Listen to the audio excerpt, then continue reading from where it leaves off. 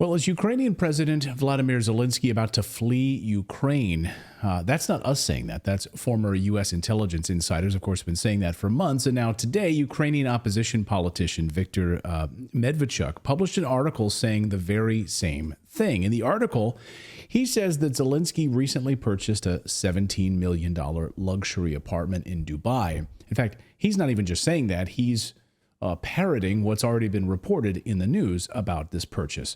And he talks about this residence in the Bulgari Marina Lofts. Here you can see it in Dubai. It's at 600 square meters in the Jeremiah Bay Island. And apparently he's going there instead of to this villa in Florida, which I guess remains to be seen.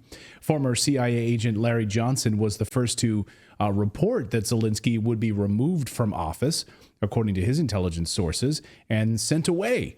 And Larry joins us now. Larry, I guess apparently this is all coming to fruition. I want to get you just what you think about this, what you make of this latest report, specifically in Dubai. What do you think of this?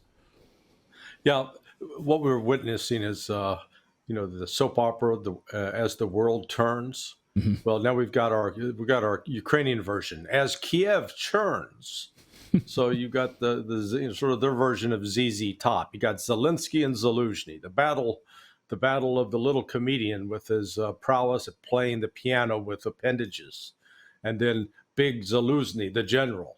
And so Zelensky's going to get rid of Zaluzhny, and there's been a breathless report almost every day. Oh, Zelensky's fired Zaluzhny. Zaluzhny's going to go to Britain as an ambassador. And then Zaluzhny turns around and goes, nah. He writes a long piece for CNN. So it's just back and forth. Now, there have long been rumors that Zelensky was buying up property all over the world and making sure that he had an escape hatch. It's still up in the air who's going to wind up being shown the door. I've always said, I always bet on the guy with the guns. Zaluzhny, General Zaluzhny, has the guns. So I think the odds are that Zelensky will be gone. But what this highlights, and in all seriousness on this, is when you've got this kind of disarray at the top of the leadership, then the military suffers, because below General Zaluzhny, you've got some brigadier generals, you've got colonels, you've got lieutenant colonels who are commanding battalions and regiments, and they're frozen. Who's going to make any kind of decision to take action in any one direction or another without the certainty that your decision is going to be backed up or that you've got some support behind you? You don't know if Zaluzhny is going to be there next week or not, or if Zaluzhny is going to be up on top. Let's say you're one of the military guys who supports Zelensky. You don't want to be caught in a situation where you're backing Zelensky and then all of a sudden, he's whooping it up in Dubai. So, I mean, it's a real mess. And then to top it off, we're beginning to learn that regiments and battalions that should be led by, say, a major or a lieutenant colonel, they're being led by lieutenants because the officer corps in Ukraine has been decimated. So this is a mess. I find it all curious, too, the timing. Victoria Nuland showed up there in Kiev, I think, last week. Right. Why? What does your sourcing tell you as to why she was there, what she was doing? And then suddenly you hear these reports about Zaluzhny, or this extended version. Well, we learned that there's limits to Victoria Nuland's power.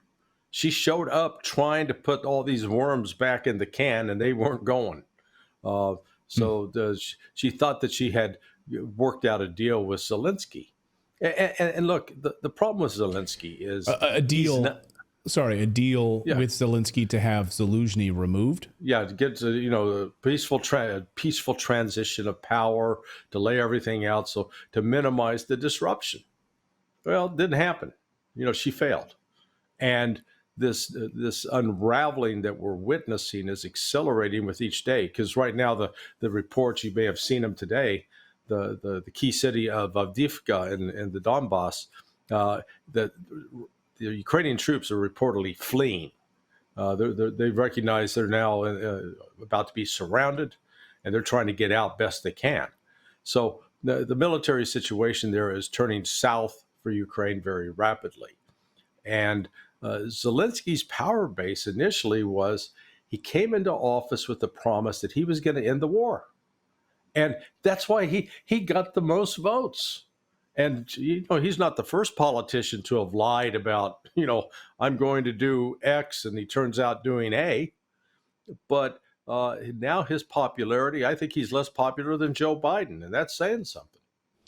I want to read a quote from this Medvedchuk article that he wrote about Zelensky, and I think this is a powerful paragraph. So just allow me here. We'll put it up on the screen. Sure. Zelensky claims that Ukrainians are fighting for themselves, for their existence. But this is a cynical lie, he says. There is no genocide in the territories that have joined Russia. And the Russian Federation provides comprehensive assistance to former citizens of Ukraine. Russian President Putin has repeatedly stated that Ukrainians are not enemies to Russians, so the defeat is waiting for Zelensky's power, not the Ukrainian people. Today, Ukrainian soldiers are dying not for Ukraine, which the authorities sold to the West, but for the corruption schemes on which this power is enriched. And he says, so according to Medvedchuk, so this rat, meaning Zelensky, dug another hole to escape to Dubai. I mean, that's a powerful paragraph. And we should point out, in all fairness, right, he's Zelensky's biggest opponent, I think, arguably. He was banished to Russia, so he has that freedom, I guess, to speak extemporaneously from Russia. It's not like he's hanging out in in Parliament in the middle of Ukraine. Yeah. Well, what's going on here is that Zelensky's credibility is gone. And compare and contrast the kind of casualties that are occurring in Gaza, where the Israelis are just slaughtering civilians right and left. And yet the Russians are not. They have the ability to do what Israel's doing in Gaza, but they're not leveling the cities.